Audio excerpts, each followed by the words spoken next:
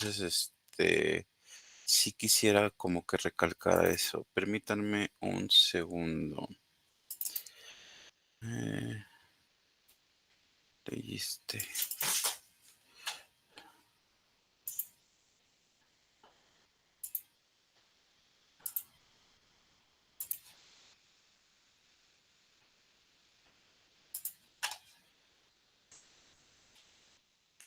Nos que habíamos quedado en el seguro de riesgos de trabajo.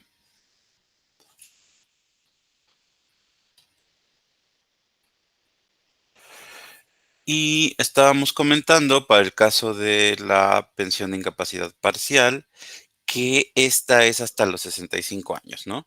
Y dijimos, esta es hasta los 65 años porque a partir de ahí se va a hacer el cambio a una pensión de vejez, ¿no? Y estaba ahí la duda de por qué se hacía este cambio a la pensión de vejez, ¿no? Entonces dijimos que principalmente es para dar uso a los recursos de la cuenta individual, que recuerden que cuando se paga por medio de aseguradora estas pensiones, la aseguradora va a seguir haciendo aportaciones a la cuenta individual al mismo tiempo que le paga al trabajador su pensión.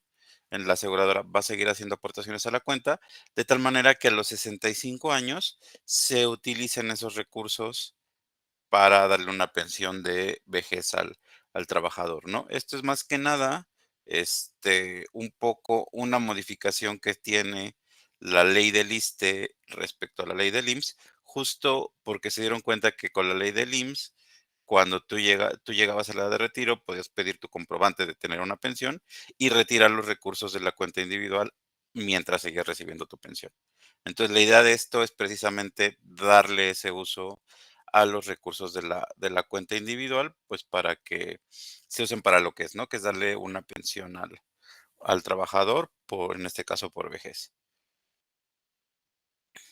Vamos a seguir a las pensiones que siguen. Entonces, cuando alguien que sufrió un riesgo de trabajo recibe una pensión de incapacidad total, lo mismo, la pensión le va a dar el 100% de su sueldo básico, se lo va a dar le va a hacer el pago de manera mensual.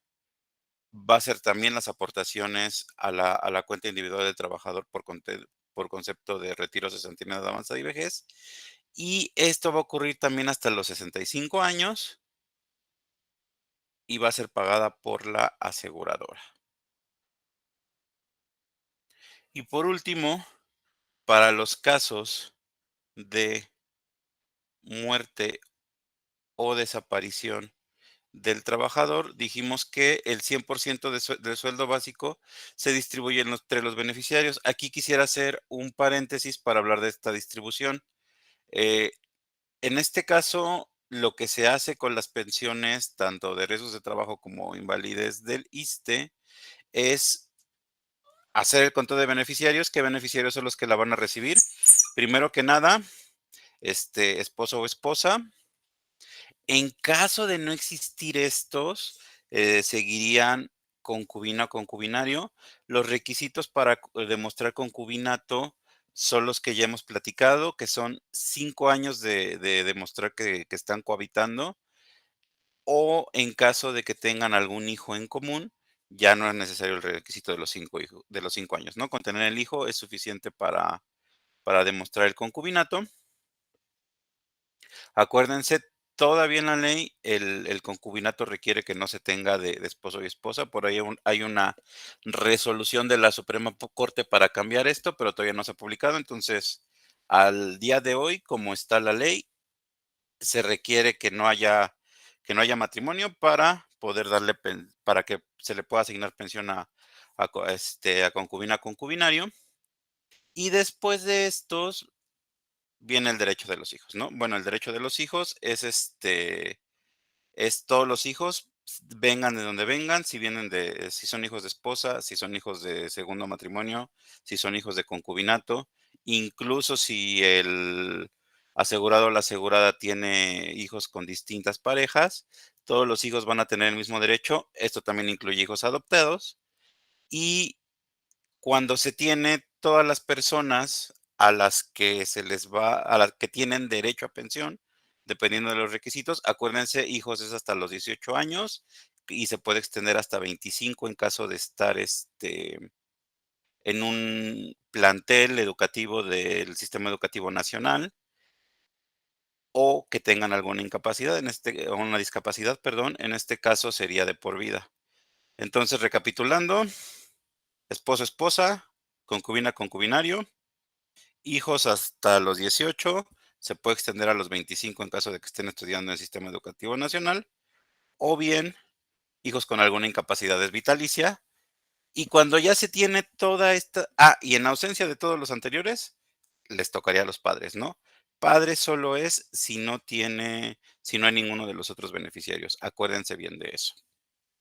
Entonces, una vez que se tiene la lista de los beneficiarios del trabajador que falleció o desapareció, simplemente la pensión que le correspondería, que en este caso es 100% del sueldo básico, se divide entre el total. Es decir, si tiene esposa y 3 hijos, pues son 4, 3 hijos con derecho, son 4, se divide entre 4, ¿no?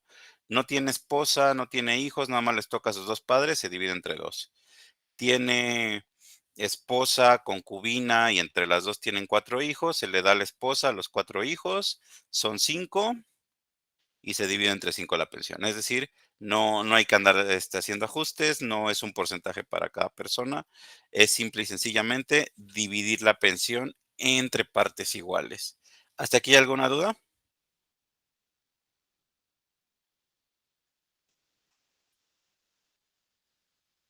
No. No, ok. Denme un segundito.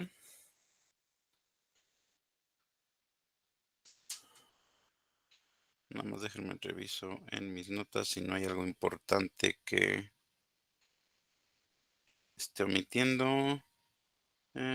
Parece que no. Ok. Aquí hablamos de la muerte del trabajador. Esta muerte es solo en el caso de que esté relacionada, o sea, una muerte por un riesgo de trabajo. Pero esto es cuando la muerte ocurre dentro del trabajo, ¿no?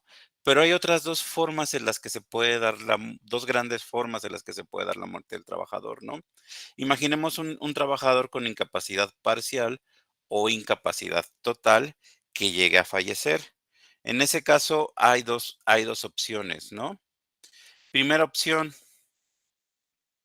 en caso de muerte, cuando ya está pensionado el trabajador, la muerte puede ser por consecuencia directa del riesgo de trabajo.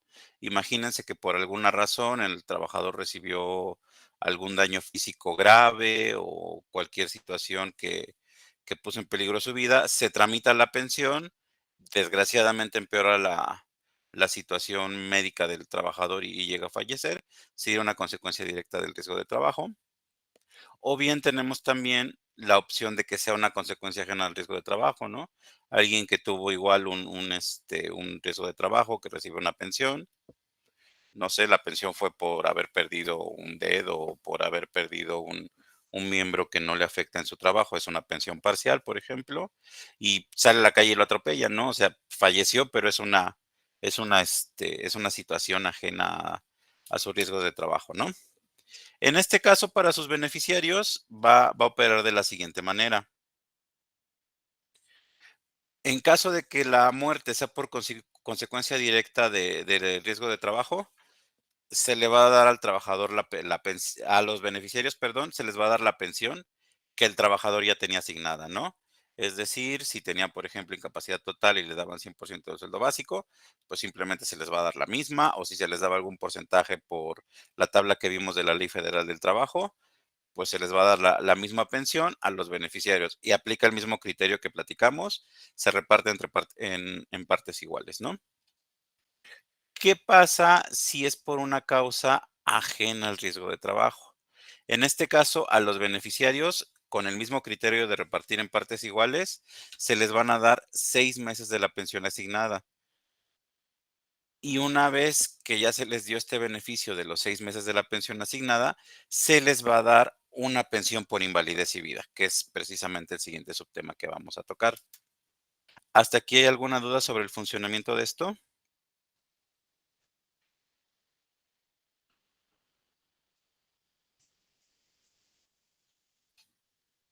No, gracias. ¿No? Ok, Todo bien. todo bien. Ok. Ujujú, ya, perfecto. Nada más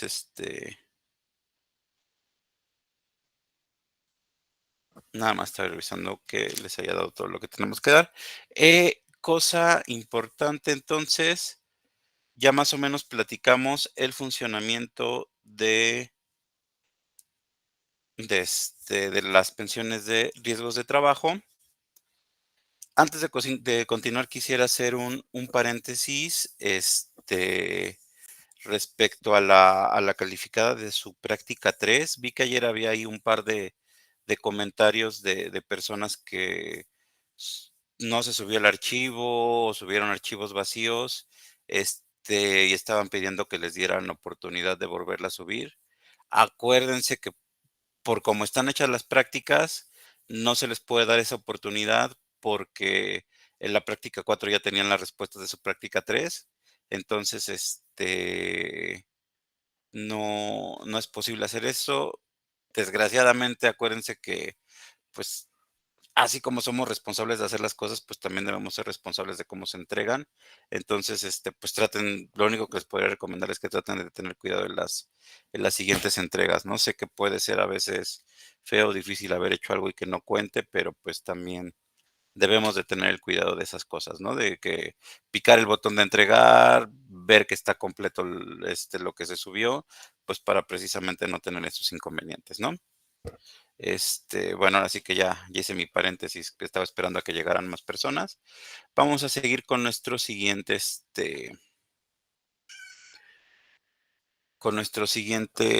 seguro. Aquí voy a hacer algo raro porque usualmente a mí me gusta dar después de riesgos de trabajo o retiros de centinela de avanzada y vejez. Nada más que lo voy a dejar al último para poder mandarle un archivito con el que quiero que trabajemos. Entonces, esto me lo voy a brincar y vámonos a invalidez y vida. Ok.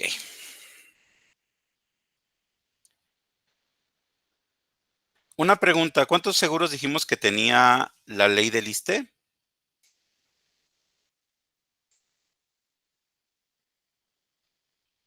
Chicos, ¿cuántos seguros dijimos que tenía la ley del ISSSTE? La ley vigente del ISSSTE.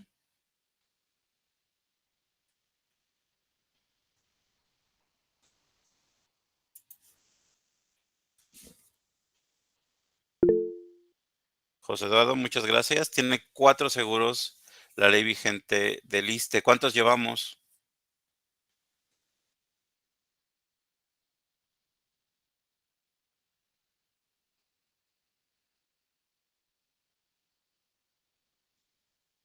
Frida Hatsiris o Rosa, ¿me podrías decir cuántos seguros de la ley del ISSSTE hemos visto? Frida, ¿estás ahí? Sí, buenos días. ¿Cuántos? Buenos días. ¿Cuántos seguros hemos visto? No estoy segura si dos o tres. Hemos visto, Por... Sí. hemos visto 2. Vimos el de seguro de salud y maternidad y vimos el de riesgos del trabajo. Vamos a empezar el tercero, que es invalidez y vida. Eso significa que nos falta ver que es entre comillas rápido, y nos falta ver el de retiro cesantía en avanzada y vejez, que no es tan rápido, pero lo vemos en 2 clases. Y terminando eso, solo nos faltaría ver el proceso de transición entre leyes del ISSSTE, y con eso ya tendríamos cubierto el temario. Entonces, más que nada les hago este comentario porque dependiendo de qué tan rápido avancemos, hoy máximo el lunes en un ratito terminamos de ver invalidez y vida. Entre lunes y martes veríamos retiros de cesanía en edad avanzada y vejez. Y martes 11 de noviembre veríamos este proceso de transición. Tal vez tomaríamos un poquito del jueves 13 de noviembre. Y si no tenemos muchos retrasos y no pasa nada extraño, Tendría que hablarlo con la profesora Silvia, obviamente, pero yo les recomendaría que vayan haciendo sus cuadros sinópticos ya, porque si todo sale bien, podríamos estar haciendo examen de lista el 15 de noviembre. Entonces, nada más se los comento para que, pues, tomen las previsiones necesarias, ¿no? Sí, Gerardo. Aún no hay calificaciones de los otros exámenes, ¿verdad? Se las voy a dar el lunes. Ah, Y perfecto. también les Muchas gracias. platico la metodología para revisión de examen, porque, pues, son un montón, ¿no? Entonces, tal vez tomar tiempo de clase para eso no sea tan grato. Mi propuesta para la profesora va a ser llegar un poquito más temprano al siguiente examen y hacerlo presencial entre todos. Pero, pues, falta que lo platique con ella y me diga que sí. Okey. Entonces, ahora sí, regresemos a la clase, y vamos a empezar con el seguro de invalidez y vida. Okey, para el ISSSTE va a existir invalidez cuando el trabajador quede imposibilitado para, mediante un trabajo igual al que realiza, tener una remuneración superior al 50% de su remuneración habitual percibida durante el último, año de trabajo, e importante, que no derive de una enfermedad o accidente no profesional. Es decir, no solo necesito quedar imposibilitado para trabajar, sino también tiene este componente económico de que, aunque yo pueda trabajar, la remuneración que yo obtenga por el trabajo que pueda hacer sea menor al 50% del ingreso de mi último año, ¿no? Básicamente esa es la definición de invalidez para el ISSSTE. Como dato cultural, acuérdense lo que les mencioné, que salvo que se les diga lo contrario, no vamos a preguntar porcentajes en el examen, pero sí es bueno que ustedes sepan cuánto se aporta para cada seguro. Este seguro se financia con el 0.625% del sueldo básico de los trabajadores. Esta aportación la van a hacer tanto dependencia como trabajadores. Aquí no hay aportación de gobierno federal.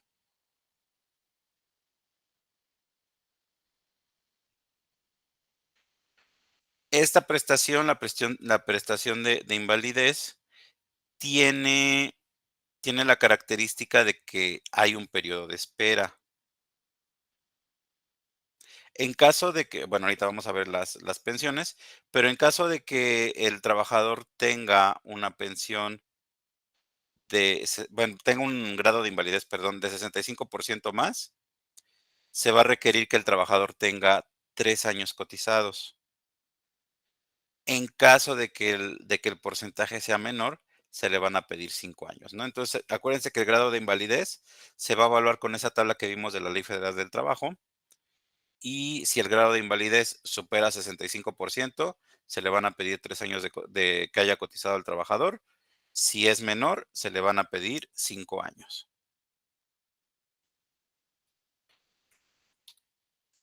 Ay, perdón. Sí, Rubén. ¿Podrías repetir lo último? Lo de estos porcentajes que diste, es que no estoy Okey. claro. Los trabajadores, para determinar la invalidez, tienen que ser evaluados por un médico del instituto, como en el caso de riesgos de trabajo. Si el grado de invalidez es superior al 65%, para poderle dar la prestación al trabajador, se requiere que haya cotizado al menos 3 años, y en el caso de que el grado sea menor, es decir, que tenga menos de ese 65%, es requisito que haya cotizado al menos 5 años. Muchas gracias. No hay de qué.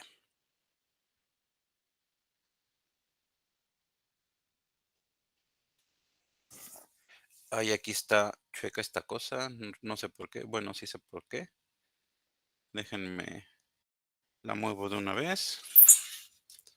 Y entonces, como en el caso no, esto no es. Como en el caso de riesgos de trabajo, vamos a tener que como en el caso de riesgos de trabajo, vamos a tener ciertos tipos de pensiones para los trabajadores. En este caso tenemos la pensión temporal. Esta pensión va a entregar 35% del sueldo básico del trabajador. Aquí es muy importante que tengan en cuenta este punto, que va a entregar 35% del sueldo básico del trabajador. Dijimos que el sueldo básico es una parte del ingreso del trabajador. Entonces, 35% del sueldo básico, pues sí es poquito. En caso de que este 35% sea menor a un salario mínimo, la pensión va a igualarse al salario mínimo. Pregunta rápida, ¿a cuánto equivale el salario mínimo vigente al día de hoy? Se les dejo en su tarea de indicadores.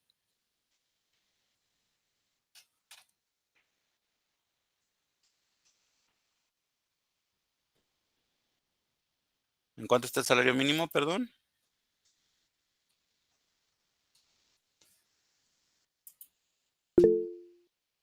¿Sí, Diego? Según yo son 278 ¿Ese es el y, diario, el mensual? ajá, el diario, pero en Ciudad de México y 419 en la zona fronteriza. Ok. ¿Me puedes dar el mensual del general? Porque realmente ya es general, no es solo de la Ciudad de México.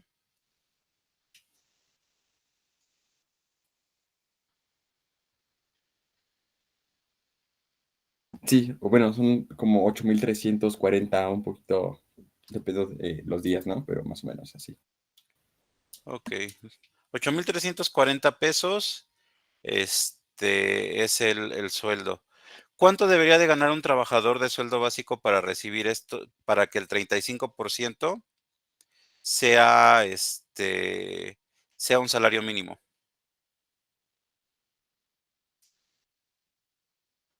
Repito la pregunta. ¿Cuánto debería de tener un trabajador como sueldo básico para que el 35% de ese sueldo básico sea un salario mínimo?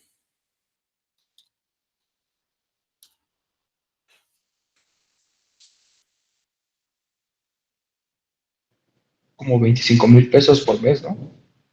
Ajá, y exacto.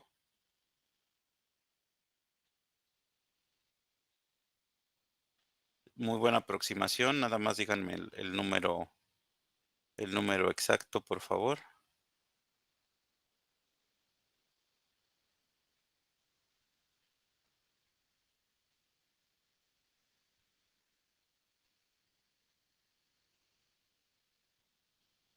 ¿Cuánto tiene que ganar el trabajador, chicos?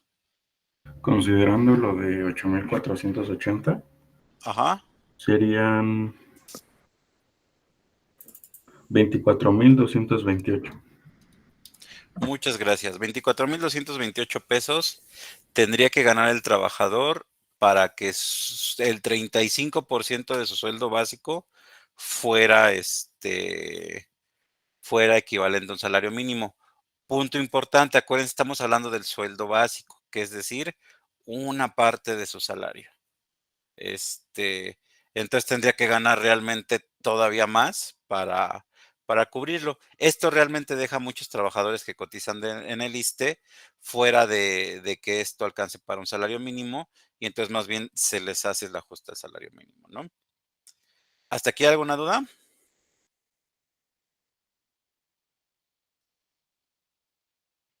Ok. Puntos importantes. La pensión temporal va a ser una pensión para situaciones que puedan revertirse, que puedan curarse. Ejemplo de toda la vida, persona con una fractura en algún hueso.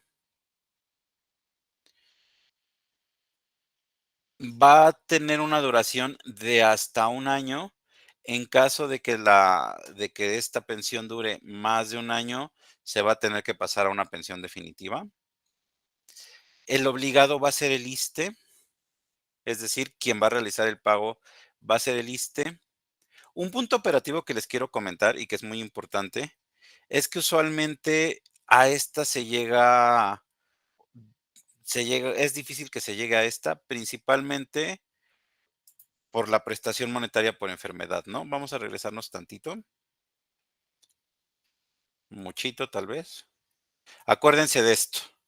Esto es la prestación que tienen los trabajadores del lado del seguro de salud por alguna enfermedad general. Entonces, lo que usualmente ocurre es que primero se van a aplicar esto, es decir, se van a aplicar los días de sueldo íntegro, la misma cantidad de días de medio sueldo, después va la licencia sin goce de sueldo, que se va a dar por 52 semanas al 50% del sueldo básico, que puede que sea todavía mayor que que lo que les toque de pensión, porque pues la pensión es 35, ¿no? Y luego todavía se va a poder prorrogar, ¿no? Entonces, una vez que pase todo esto, entonces sí se van a comenzar a aplicar esta pensión temporal, ¿no? Entonces, es bastante tiempo el que se tiene para vigilar y cuidar que el trabajador se recupere y va a aplicar la pensión temporal, ¿no? Entonces, nada más que quiero que les quede claro que operativamente dentro del ISSSTE, primero va a ir este tiempo de licencia con goce de sueldo y luego ya vienen las pensiones temporales, ¿no? Los requisitos adicionales también son, como en el caso de riesgos de trabajo, la dictaminación por parte del médico del instituto. El trabajador va a tener el mismo derecho de apelación, es decir, durante los primeros días de que se dictamine el tipo y monto de pensión, esto es para pensión definitiva, pero lo estoy adelantando, tiene derecho a apelar, es decir, a presentar una queja y en esta queja decir que considera que no se está, no se le está entregando la pensión que cree que le corresponda o el grado de invalidez que cree que le corresponda y se hace lo mismo, el instituto propone una terna de médicos, de esta terna de médicos el trabajador escoge uno y ese médico vuelve a evaluar al trabajador y dependiendo de lo que dictamine, se le puede aumentar el derecho sin perjudicar al trabajador. Es decir, si el segundo médico dice, no sabes que a mí yo creo que te toca menos, no se aplica, solo se aplica en caso de que le toque más. Y como dijimos, en el caso de pensiones temporales, el obligado va a ser el ISSSTE, ¿no? El ISSSTE va a ser el obligado. Esta prestación de invalidez va a otorgarse en especie y monetaria. En especie va a ser toda la atención médica. Aquí es muy importante mencionar que la atención médica que se le otorga a los trabajadores no incluye prótesis y ortopedia. La prótesis y ortopedia es exclusiva para los trabajadores que gozan de la prestación de riesgos de trabajo, pero en invalidez no se va a otorgar prótesis y ortopedia. Esta es algo muy importante y una diferencia muy importante entre ambos seguros, ¿no? En caso de que el trabajador tenga una invalidez, no se le entrega prótesis y ortopedia, pero si tiene incapacidad, sí se le va a entregar. ¿Hasta aquí alguna duda, chicos?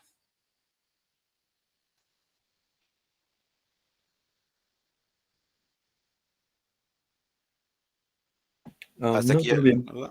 Ujú. Todo bien. Ok. Vamos a pasar a la siguiente modalidad de pensión.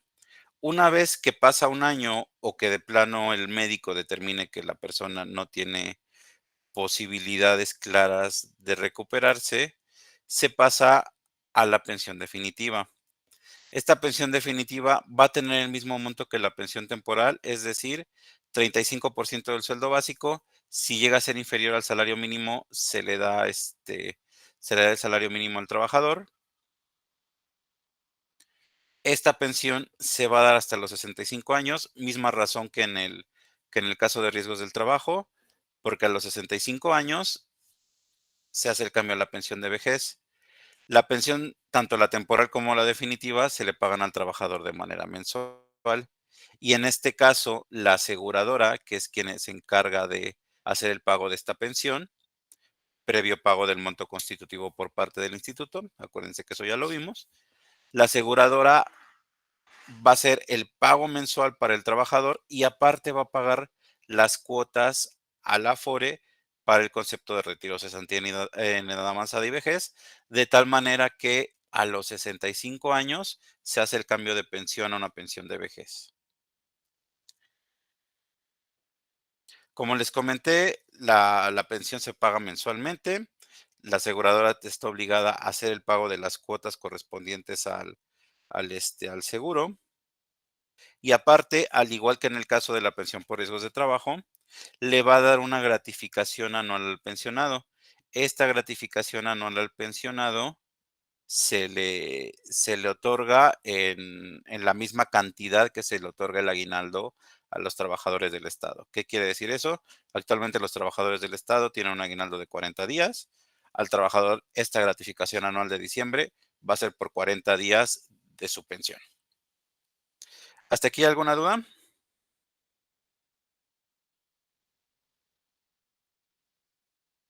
Vamos bien. Vamos bien, perfecto.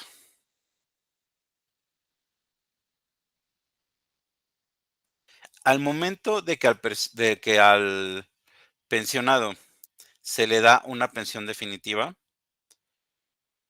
esta, con parte del monto constitutivo, se compra un seguro de sobrevivientes. De este seguro ya platicaron ustedes un poco con la profesora Silvia. Este seguro básicamente es un seguro de vidas conjuntas, como los que vieron en su segundo curso de matemáticas actuariales del seguro de personas, y va a cubrir precisamente el pago de la pensión en caso de que muera el trabajador y queden beneficiarios. Entonces, acuérdense, seguro de sobrevivientes se contrata para pagar una pensión a los beneficiarios en caso de muerte del trabajador. Y pues precisamente vamos a hablar de muerte, ¿no? Otra vez, se va a brindar el 35% del sueldo básico a los beneficiarios. Los requisitos para los beneficiarios son lo mismo que riesgos de trabajo, es decir, esposa, después de esposa en caso de no existir, esposo, perdón, en caso de no existir esposo o esposa, va concubina, concubinario. Hijos, en caso de no haber ninguno de los anteriores, van los papás. Y una vez que se tiene la lista de beneficiarios a los que se les va a otorgar esta prestación, se va a dividir por partes iguales, ¿no? No hay porcentajes distintos, no hay ajustes porque excedan 100%. Simple y sencillamente se divide entre el número de beneficiarios. Aquí hay un punto importante. Aquí hay un asterisquito en vitalicia porque no en todos los casos es vitalicia, ¿no? En caso de esposos, bueno, de cónyuges, ya sean esposos o concubinarios, perdón, sí es vitalicia, es decir, se le entrega de manera vitalicia a estas personas, con la excepción de segundas nupcias, aunque también ya hay una propuesta de cambio de ley, pero todavía no está escrita para que no se les quite, pero hasta ahorita, todavía cuando hay segundas nupcias, se les hace un retiro de esta pensión a cambio de darles un bono por un monto de 3 años. Apunten bien eso, son 3 años el bono por segundas nupcias, se les da el bono y pues ya se les deja de pagar la pensión, ¿no? Entonces, como les decía, es vitalicia en este caso. En el caso de los hijos no es vitalicia, por eso está el asterisco, ¿no? En el caso de los hijos, pues simplemente se les van a seguir los requisitos que hemos platicado desde el inicio. Hasta los 18 años, se puede extender hasta los 25 años en caso de que sean de que estén estudiando en una institución del sistema educativo nacional. Y en caso de que tengan algún tipo de discapacidad, pues va a ser vitalicia para los hijos, ¿no?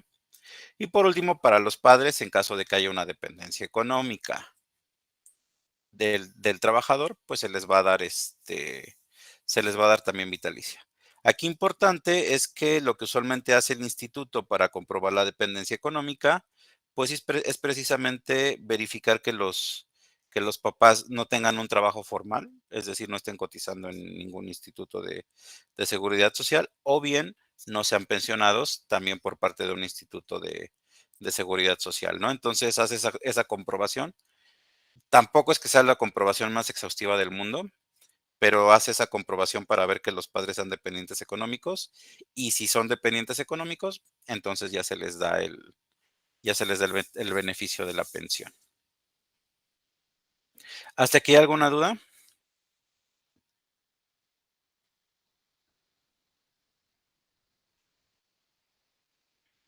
No, todo bien. Ok. Cosas importantes. Número 1. Hablamos de los beneficiarios, ¿no? Esto aplica para todos los seguros del ISSSTE, pero es un punto que se me había olvidado tocar. Cuando hablamos de cónyuges, concubinas, concubinarios, esposos, esposas, no hay ningún tipo de distinción entre el tipo de pareja en la que se encuentre el trabajador o pensionado. ¿A qué me refiero con esto? Se reconocen todas las formaciones familiares que estén reconocidas por las leyes de los estados. ¿Qué quiere decir esto? Imaginemos el caso de la Ciudad de México. El caso de la Ciudad de México reconoce el matrimonio, entre comillas, tradicional, reconoce parejas del mismo sexo, reconoce múltiples conformaciones familiares. Van a ser las mismas conformaciones familiares que va a reconocer la ley del ISSSTE. Es decir, no va a ser ningún tipo de distinción, no va a ser ningún tipo de discriminación, principio de equidad. Entonces, no va a haber ningún tipo de diferencia por el tipo de sociedad conyugal que tenga el trabajador, ¿no? Es más, incluso ya hay una propuesta por ahí que va a cubrir hasta las parejas poliamorosas. Yo creo que va a escribirse la ley en no mucho tiempo, entonces, pues ya sus compañeros de los siguientes semestres vamos a platicar al respecto, ¿no? Ahorita nada más les comento que ya es una resolución de la Suprema Corte de Justicia, falta que se haga ley, ¿no? Otro punto importante, pensión de muerte. Los beneficiarios tienen derecho a esta pensión al día siguiente de la muerte del trabajador. Es decir, el trabajador muere el día de hoy. A partir del día de mañana, los beneficiarios están cubiertos por esta prestación. Evidentemente hay que hacer trámites, hay que seguir un montón de pasos para que les entreguen la pensión. Entonces lo que va a pasar es que los días que transcurran entre el día siguiente de la muerte del trabajador y el día del primer pago de la pensión se van a juntar y se le van a entregar en un único pago. A partir de ahí van a recibir mensualmente el pago que les corresponda, ¿no? Que es 35% del sueldo básico. Y aquí también incluye lo de los casos anteriores, si es menor que salario mínimo, se les da salario mínimo.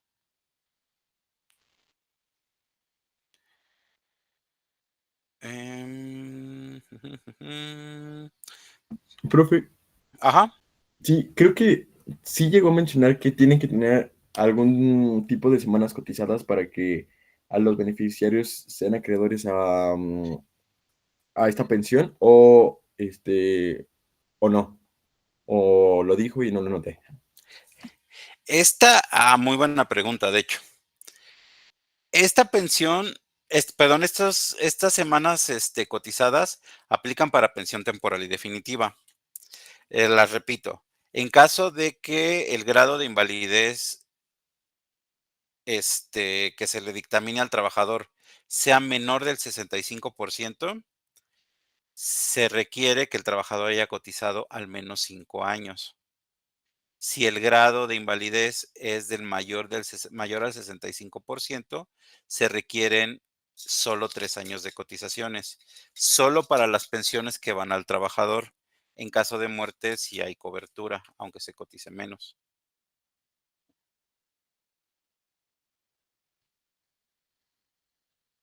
Son, perdón, 5 años menor al 65 y 3 Ajá, años.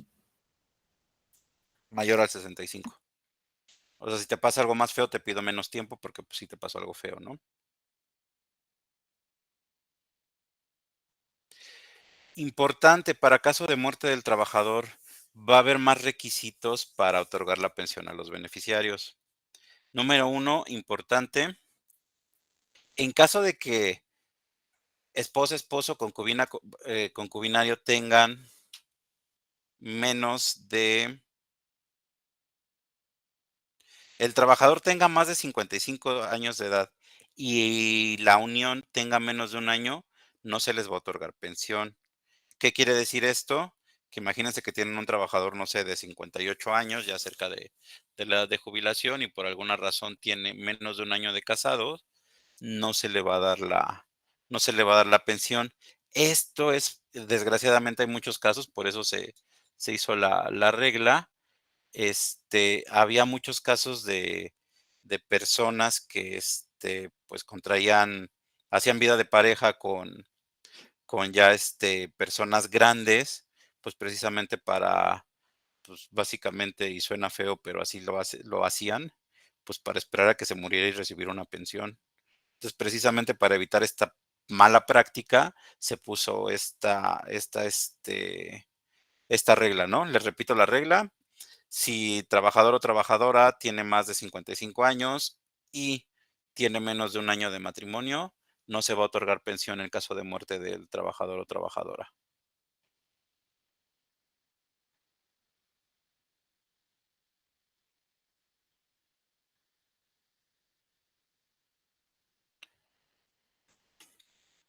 ¿Hasta aquí alguna duda?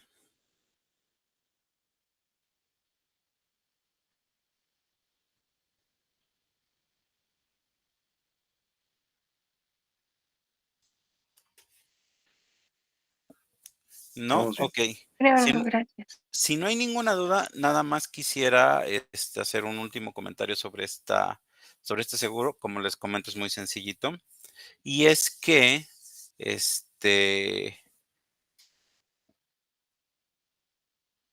ay, se me fue el avión por andar leyendo otra cosa. Ah, no. Y es que también este seguro reconoce la desaparición.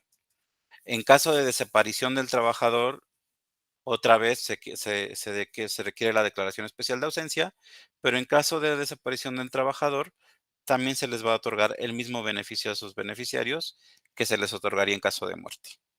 Entonces, nada más se los quería comentar por si, para que lo tengan en cuenta, ¿no? La desaparición del trabajador también se considera aquí en invalidez. ¿Cómo se va a determinar en caso de que desaparezca un trabajador, cuál beneficio se le va a entregar, si el de invalidez o el de riesgos del trabajo? Pues simple y sencillamente dependiendo de cómo haya desaparecido, ¿no? Si desapareció en su ejercicio de trabajo o camino al mismo, se le daría como un riesgo del trabajo, perdón, mientras que si desaparece en cualquier otra situación sería invalidez y vida, ¿no? Y pues ahora sí, en estos 7 minutitos que nos quedan, vamos a empezar a platicar de cómo funciona el seguro de retiro cesantía en edad avanzada y vejez del ISSSTE. Primero hablemos de las subcuentas de la cuenta individual, que tenemos retiro cesantía en edad avanzada y vejez, que es a la que se aporta para este seguro. La cuenta de vivienda, acuérdense, la cuenta de vivienda no es administrada por la FORE, la cuenta de vivienda es administrada por el FOBISTE para los trabajadores que cotizan en el ISSSTE, que es el FOBISTE, es el Fondo de Vivienda del Instituto de Seguridad Social y Servicios para los Trabajadores del Estado. Entonces, FOBISTE va a ser quien en este caso va a administrar la cuenta de vivienda. Tenemos aportaciones voluntarias y aportaciones complementarias para el retiro, que son las aportaciones que hace el trabajador para complementar su cuenta de retiro de cesantía. Acuérdense que ya platicamos qué era cada una. ¿Cuál es la diferencia entre aportaciones complementarias y voluntarias? Recuérdenme.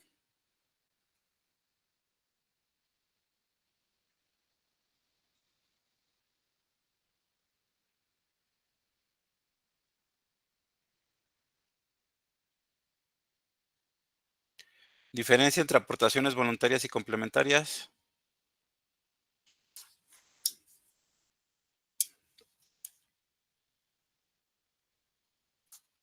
Ok, se las recuerdo yo entonces. Las aportaciones complementarias y aportaciones voluntarias para el retiro, ambas van a ser aportaciones que hace el trabajador para aumentar el saldo de su cuenta individual y con ella tener una mejor pensión. Hasta ahí, este es el punto en común. Diferencias.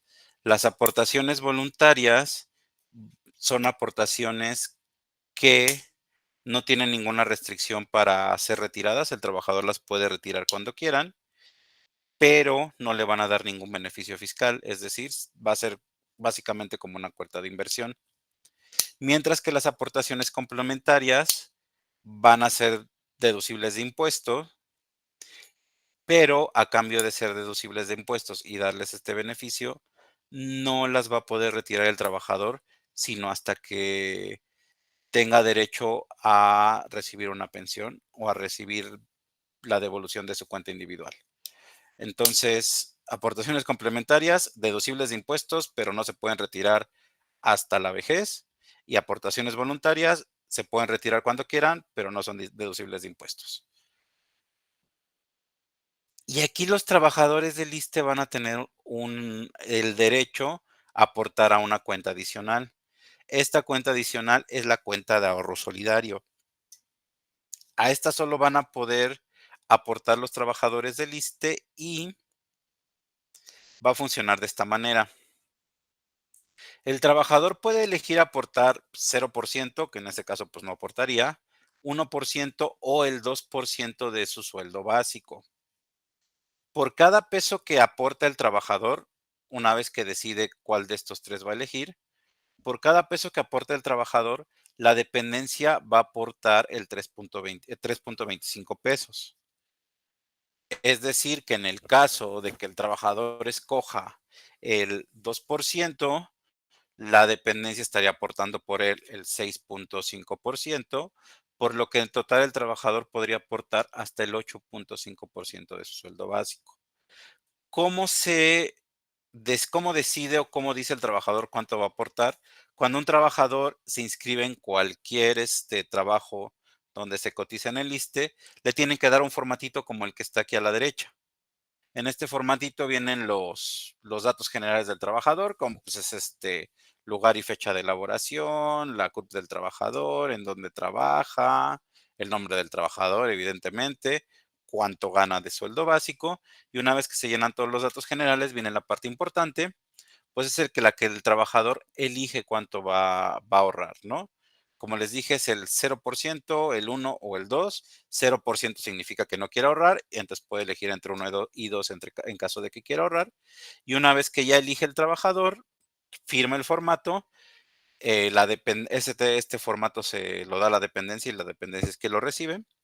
Y una vez que el trabajador firma este formato, la dependencia le informa al ISSSTE y entonces cada quincena le van a descontar al trabajador lo que haya escogido que se le descuente y la dependencia está obligada a hacer esta aportación de 3.25 pesos por cada peso ahorrado del trabajador, ¿no? De tal manera que pues va a haber ahí un incremento cada quincena del saldo de su cuenta individual por el concepto de ahorro solidario.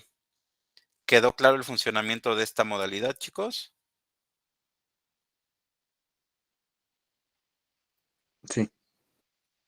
Sí, ok, perfecto.